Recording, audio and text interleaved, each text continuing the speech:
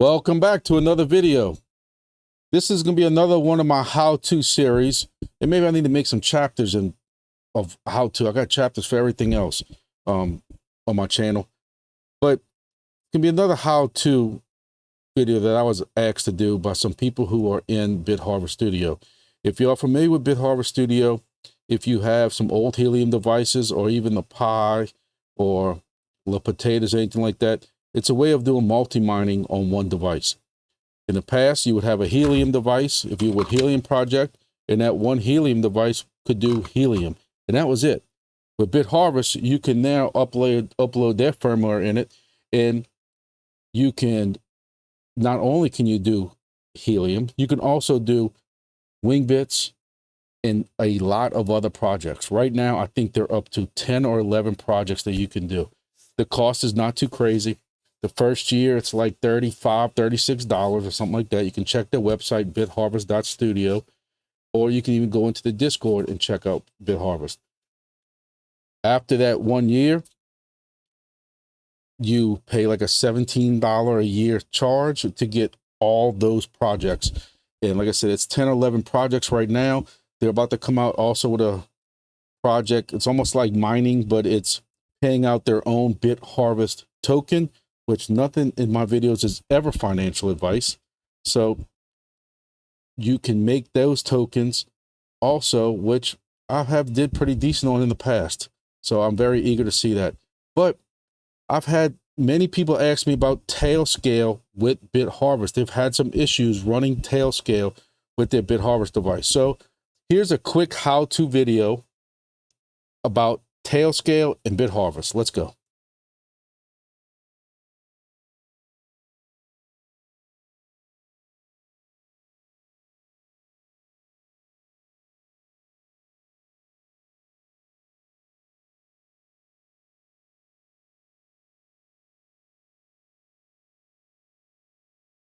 All right, so first thing is I'm going to go ahead and take this as you know what Tailscale is.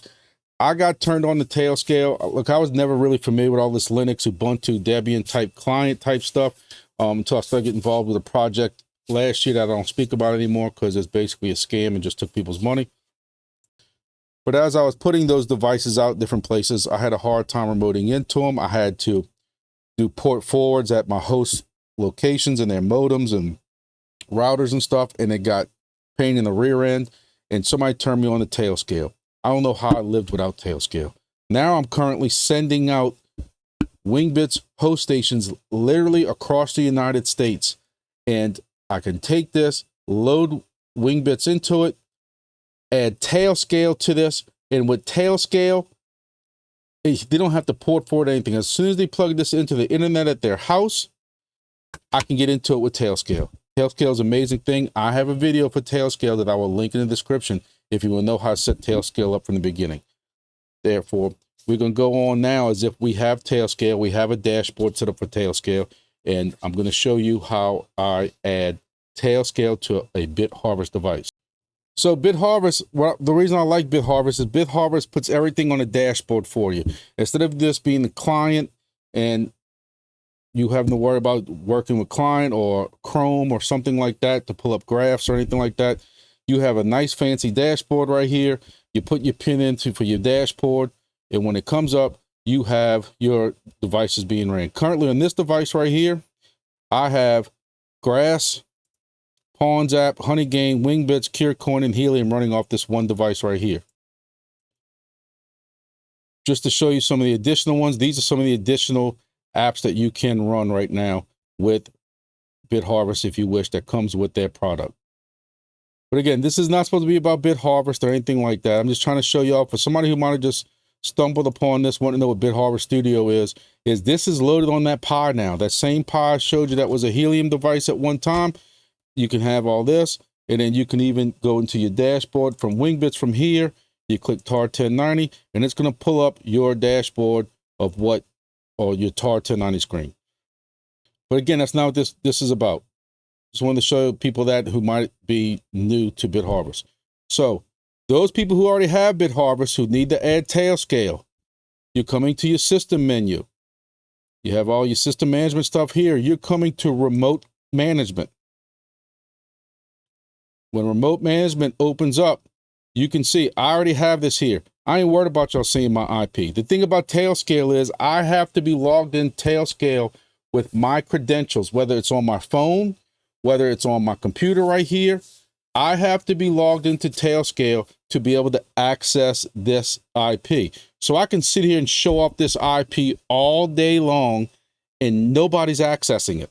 That's one of the things that's secure about it. Also, the way Bit Harvest is running this is this also changes.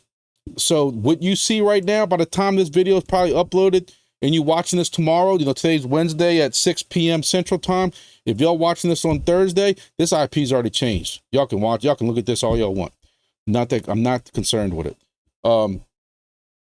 But how do we create a Tailscale key for this? Let's go to Tailscale.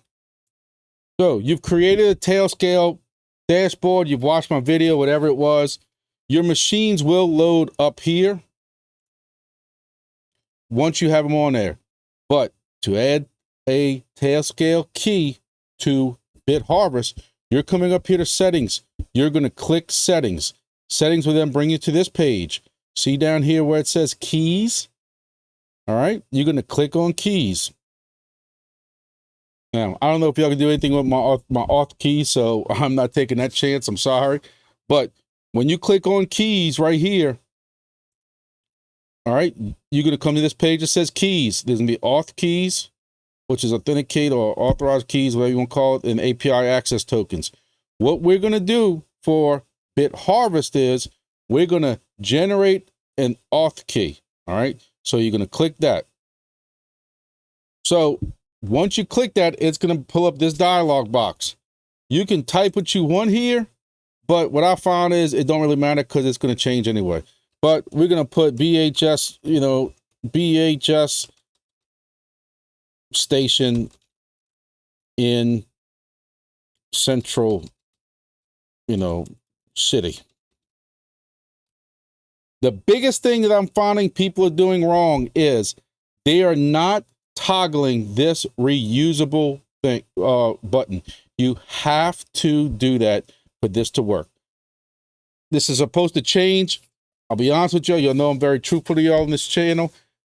I love the BHS guys, but this is the one pain in the butt problem I do have with it is that every day, every night, they, as an act of security or some kind of refresh they do, every day that this repopulates, if that's the word to use. So it doesn't matter if you have right here 90 days for expiration.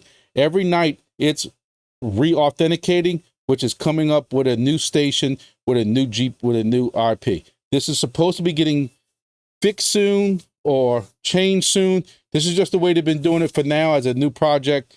And I understand it. It's just a little pain in the rear end. But after this, this is all that you need. When you click generate key, it's going to show you your key. You're going to copy this key just like this. And then what you're going to do with this key,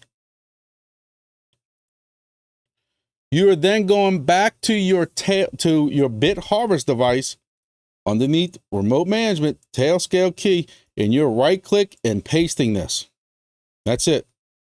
When you right click and paste it, you're going to press authorize my key.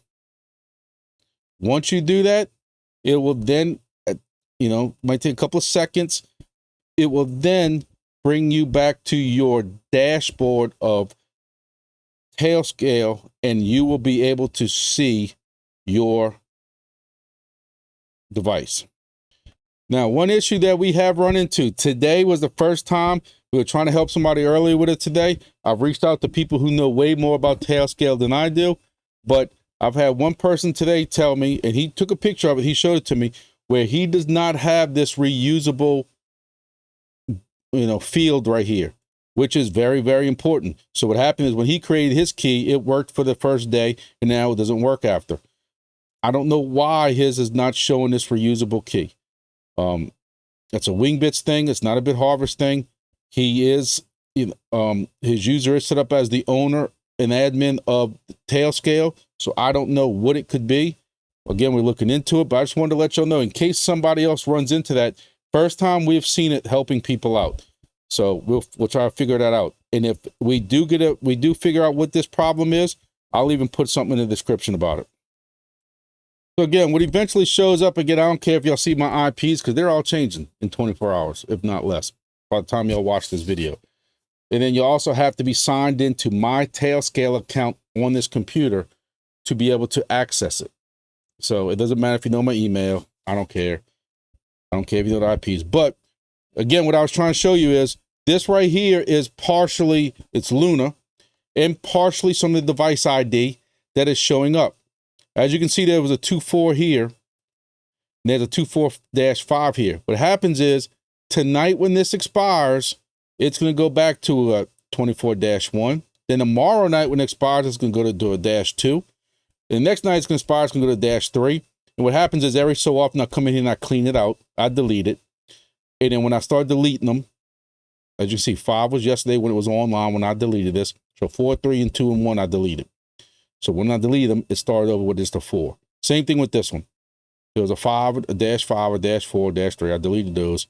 And this morning at 6 o'clock a.m., when this refreshed, it created a new one. And then so tomorrow morning at 6 a.m., there'll be a -1. And as you can see, the IP changes. So that is the little pain in the rear end, but you know, you come here and you copy, then you open up a Chrome tab, you type this address in there, or you paste it. You got to make sure you put HTTPS in front of it. This would be cool if y'all could see that, huh? HTTPS.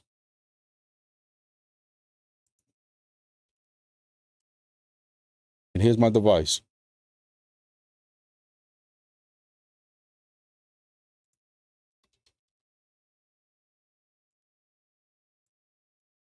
There it is. And this right now is connecting strictly through Tailscale. So you can go set this up at a neighbor's house, a friend's house, family member's house, or anything like that. And that is how you set up a Tailscale.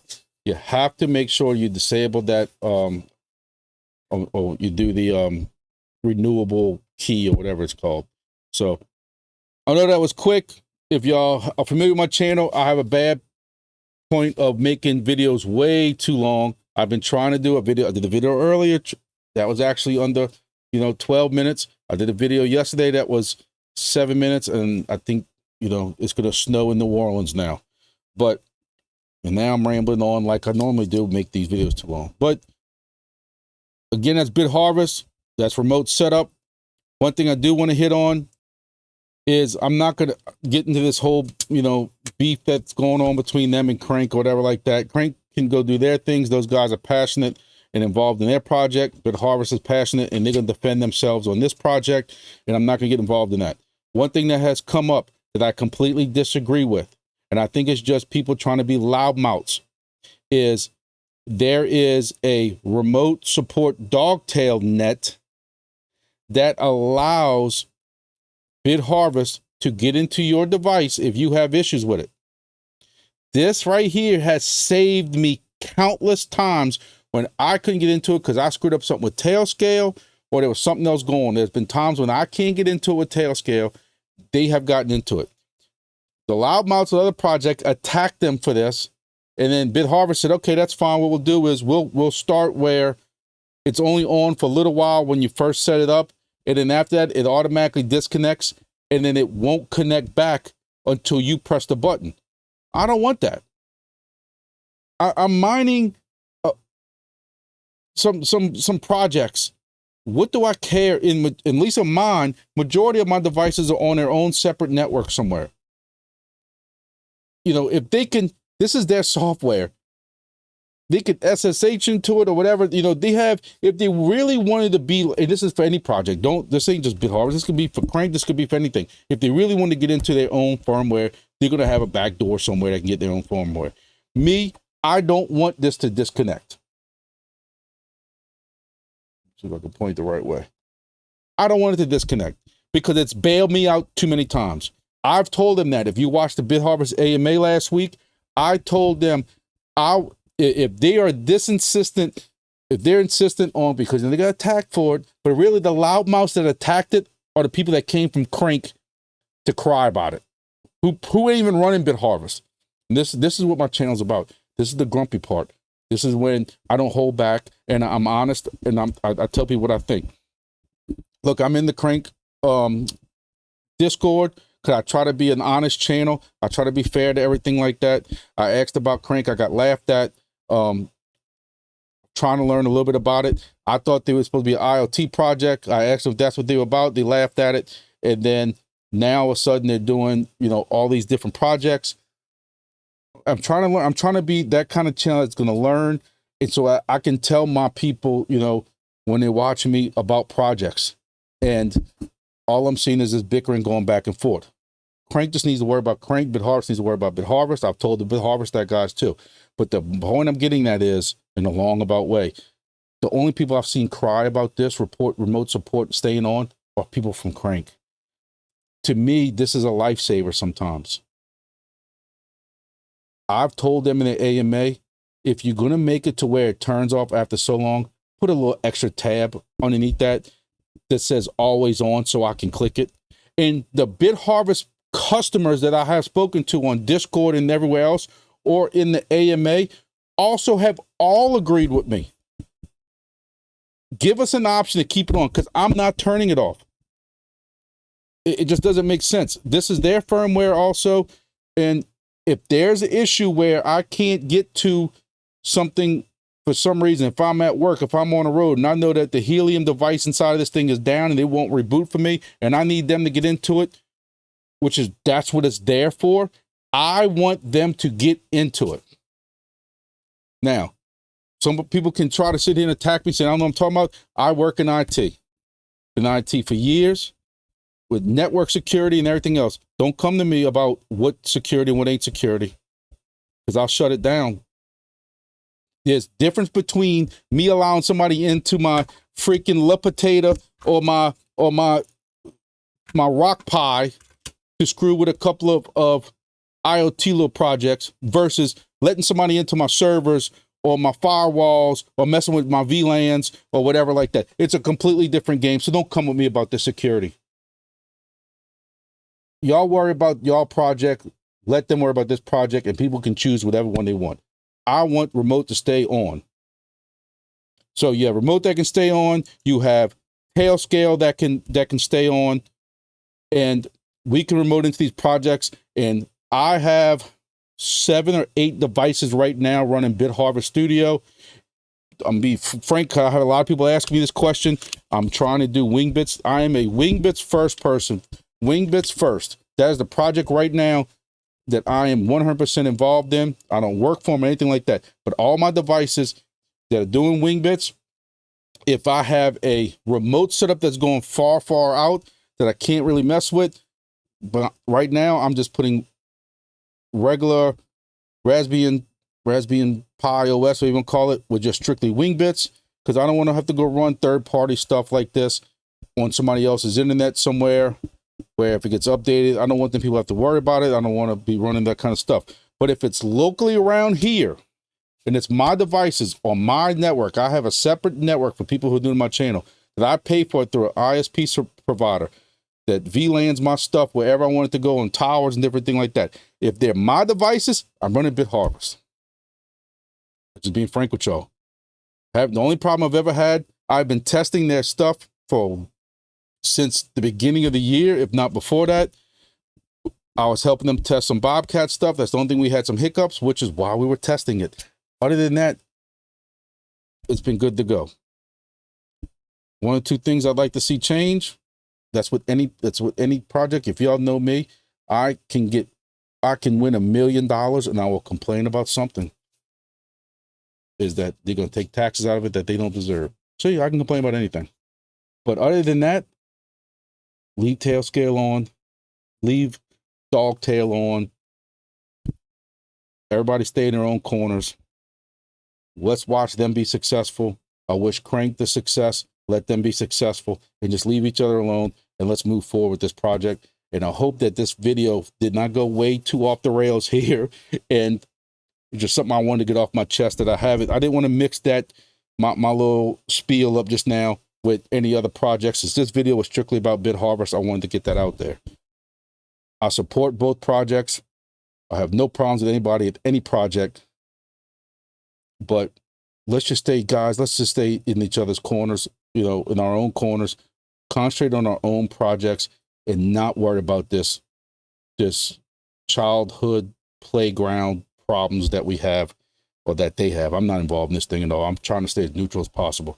But Bit Harvest, these guys are a couple of guys who used to be with another company who have gotten together either through Discord, stuff like that, and from the ground up have started this project. And to me, I just support that kind of stuff. There's no big company behind it or anything like that.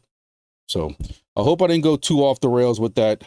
Just something that has been bothering me for a little while that I just wanted to get off my chest, because I've had several people ask me and they PM me on Discord. Did you see what they said? Did you see what they said? Did you see what this person said? Did you see what this person, he shared this? I'm like, shut up. Just shut up. I'm too old for it. Look, I'm balding already from stuff at work. I don't need to be dealing with Discord on what channel's what. I'm wingbits first. Wingbits. And now chirp, because I got chirp station coming. I got one. So I can, you know, can't afford anything more than you can't get them. But, you know, that's what I'm about. I'm about wingbits. I was in wingbits first when I met these other guys and with the previous project. But the fact that you can do all this other stuff with these devices makes it more powerful. That's the way you want to look at it. So thank y'all for watching. Please like this video. Please, if you're still here after my rant, please like my Twitter. You know, I'm trying to share some stuff on that. If you have any questions at all about this, please feel free to contact me on Discord. My email is also in this also. Check out Bit Harvest at bitharveststudio. You can go to Tailscale, check what they got out. I will post a video about Tailscale, how to set it up. Thank y'all, and see y'all next video.